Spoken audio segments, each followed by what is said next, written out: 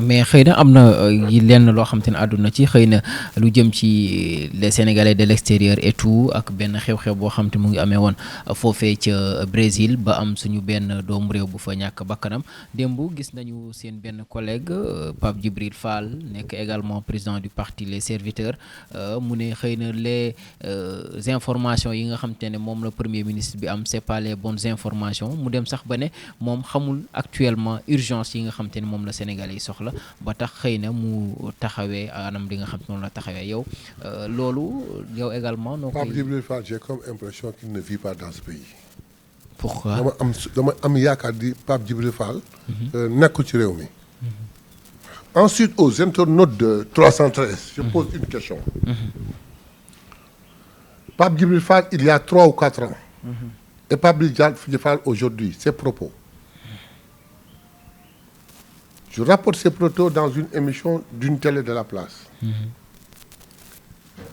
Mosuma gis politicien bu jub am xol bu rafet comme Ousmane Sonko. moom à l'époque. C'est lui qui parle. Quand l'autre là a voulu publier son livre mu ni dans la cérémonie man maay def. kii bi comment est-ce qu'on dit ça. moom mooy yore kii bi. modérateur effectivement mooy modéré. son livre sur Ousmane Sonko. Ousmane Sonko lui dit non, ne le fais pas. Ce gosse-là ne le rapproche pas de moi parce que xaleel la dafa am yoon te bis bu defee noonu ba rapproché ak man il peut mënoon bousiller sa carrière. C'est Pape Djibril Fall qui parle. mu ni masuma gis parce que politicien du soucier wu sax ci ak kii ñeneen moom lu koy jëmale kanam rek lay xool Pape Djibril Fall moo ko seet Ousmane Sonko. Pape Djibril Fall nii nan ma wax Sénégal indépendance ba tey. kan moo fi toog scolarité bi am problème nga ni say enseignant bu leen vacances dem leen ngeen jàngal xale yi mettre leen à niveau. Pape Djibril Fall mooy wax. kan moo fi toog banque de sang yi am problème nga ni say militants dem leen ba banque de sang ni leen doyal naa bëggatuma c'est Pape Djibril Fall qui parle.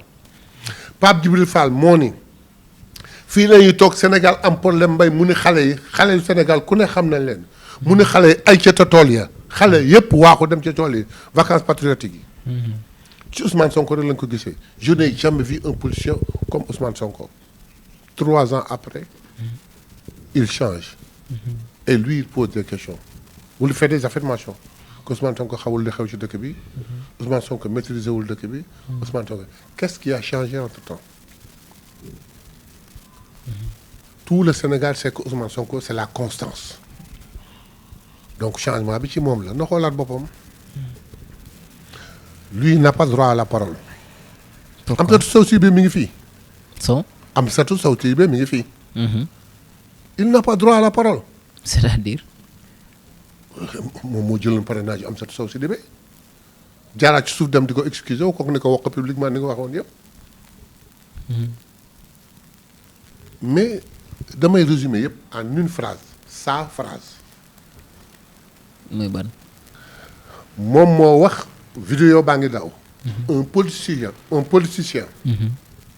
bu askan bi sonnee bay jooy. amul moyen wala amul stratégie bu mu régler le problème de la population. mu ànd ak population bi di jooy. c'est parce que matul njiit. moom fu mu dem jooy. waxuma sax mu xam problème ay mais ay problème boppam sax da koy jooyloo. gis nga bu nu wax la dàgg santé du suñu wàll. c'est que il faudrait que mu xam ni moom malheureusement. retraite anticipée politique la nekk. benn échéance su ko desee mooy échéance bi à l'Assemblée. daf ci waroon mooy taxawu pour ressusciter wu éventuellement ndegam mën na ne. parce que pour man je ne vois pas plus de 30% de chance pour mu ressusciter wu. moo gën muy contrer ce n'est pas un contrat et en disant des controverties sur Ousmane Sonko moo koy jox aura daf koy gën a daaneel. c'est un conseil que je lui donne. barke démb il est venu. il s'est inscrit il a donné une question il a voulu poser 1800 questions. le président de l'Assemblée dit que yemal ci li ñu waxante woon mu bañ mu insister mu dem mu couper ko mais lui il est journaliste. de formation. de formation. mu jékki-jékki il fait une option. il lâche votre métier opter pour la politique. waaw mais yéen soo leen amee ay problème vous avez le SYNPICS vous avez le COREL et consorts du ko bàyyi ak ñooñu. moom moo koy wax su fekkee moom moo koy wax kay na delluwaat dans le corps. ensuite na bàyyi wax lu mu maîtriser wul. nee na Ousmane Sonko nee na que xale yi nga xam c'est des recrutements politiques. donc war na mu leen dàq politiquement. moom nee na loolu da ko metti bi ko PM waxee yéen ngeen tàccu te xëy na loolu am na ñoo xam te ne ay yëf yu metti la si ñoom. très bien on ne peut pas faire des omelettes sans casser des œufs. ces gens-là. yi ñu dugal poste war a am 1500 ñu yóbbu ko ba 2700. c'est tous des militants de l'APR. en moom fekk na jamono jooju ay sénégalais bon teint yu jàng am niveau. et je vous dis que la plupart de ceux qui ont été intégrés à la poste amuñu niveau. alors que sénégalais yu jàng ba am niveau ñu ngi fi toog pourquoi parce qu'ils ne sont pas de l'APR. bu dul dara sax waroon na leen mën dàq. mais deuxièmement là n'est pas le problème. le problème est que poste actuellement dañ koy def sous perfusion pour mën a survivre. atteindre tout le marché salarial bi. est-ce que état bi dafay continuer loolu ba kañ. faudrait-il ñi nga xam ne dañu mujj yéeg ci car rapide bi fees na ba ëpp ñi mujj yéeg nga wàcce leen pour car rapide mën a am équilibre daw normalement. lui il n'a absolument rien compris. il veut parler il n'est pas arrivé il veut parler des policiers. Ouais. Les policiers on les a pas renvoyés. c'est un contrat qui est expiré. su xamul luy contrat na dem liiraat contrat. nee na la constitution mooy livre de chevet am. nee na les xasaayid ñooy livre de chevet am. nee na alxuraan mooy livre de chevet am. nee na code yëpp ñooy livre de chevet am man kon chevet bi ay 50 000 livres ci nekk.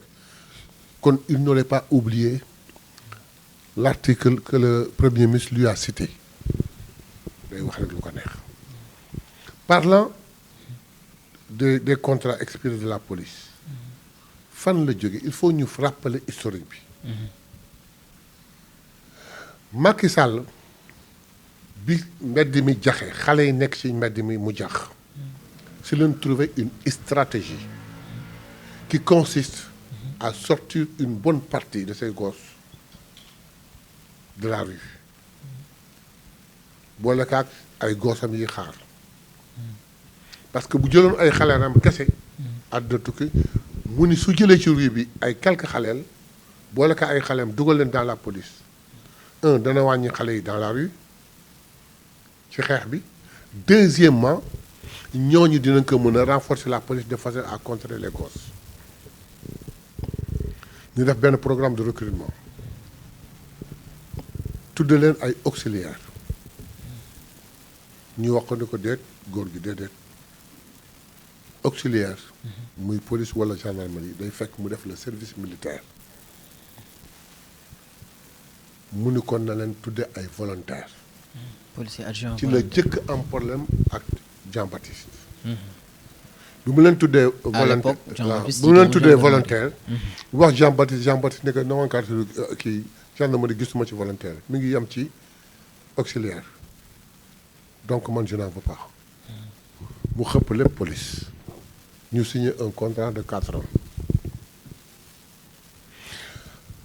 avant l'expiration du contrat. mais parmi eux qui ont signé ces contrats de 4 ans. il y a des Sénégalais de tous les niveaux. mais ñoom conscients de leur avenir bu police organiser examen ils sont allés faire l'examen réussir defi formation devenir de vrais policiers. am na ci ñu mënul bind seen tur. vous vous rendez compte nga bëgg def maintien de l'ordre bëgg verbaliser nit ci tali bi bëgg def yëpp loolu te mënoo bind sa tur. bien Jean Baptiste àddina di dem ba yóbbu ko def ko ministre de l'intérieur. muy gérer police. mais ça fait 1 an tudd leen taasu leen waxul ak ñoom dara bàyyi la ñu liggéey seen liggéey. la ñuy liggéey ñu leen liggéey état bi di leen fay ma suñu toog ni état bi fayu ma. contrat bi jeex mu ni je n'en veux plus doyal naa. quel est le problème. cas yi maa la soxla. nañu bind contrat. lii laa bëgg nga ma koy defal boo ma ko defee lii laa lay fay nga d'accord ñu signé ko nga koy def ma lay fay. délai bi jeex. maay seet ndax soxla naa la ma proposé waat la. ndax nangu ma defaat. boo nangoo ma defaat boo nangul ma bàyyi. wala nga ne ma yokkal ma wala dara dans un contrat c'est ça. mais kii jeex na benn part bi ni baax na doy na mais jeex na c'est fini amuñu problème boobu.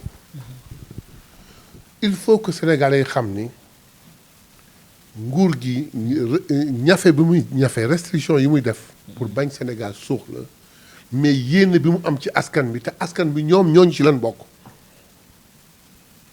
bu doon suñu sagoo suba xale bu ne am fooy xëy waaye àddina sottiwul benn kii ah kër ganaar gi ci kër gi nen na ay nen xale bi xiif na ñaar yi mën a am nga jël benn na toj ko omelette jox mu lekk su ko defee di nga soulager xiif gi mais toj nga leen yàq nga doo am cuuj c'est-à-dire que il faudrait que ku mel ne Pape Djibril ñu bàyyi di xeexu jàmbur à l'Assemblée nationale il est député am na champ de proposition de loi yu bare lan moo tee mu defar ay proposition de loi dugal ko par rapport ak li muy kaas yëpp lii c'est pas normal lii xamul ni mu ne ni nga ko defee du nii d'accord demal nga toog nga étudier nga bind benn proposition de loi dugal ko concernant une affaire bien déterminée ñu xool il me dira certainement parce qu'il n'est pas majoritaire bu demoon gaa ñu koy rejeté naka def te muy nekk lu baax ba xam naka def te muy lu jëriñ askan ba xam bis bu toogee ba réfléchir ba génneel ñu benn proposition de loi boo xam ne njëriñu askan bi kese ci ne ñun ñoo koy épaulé ñoo koy soutenir ñoo koy yóbbu proposition bi jàll waaye toog fii nag di joxoon Ousmane Sonko koo xam ne raw na la ay doomam sax raw na la lay sonal sama bopp rek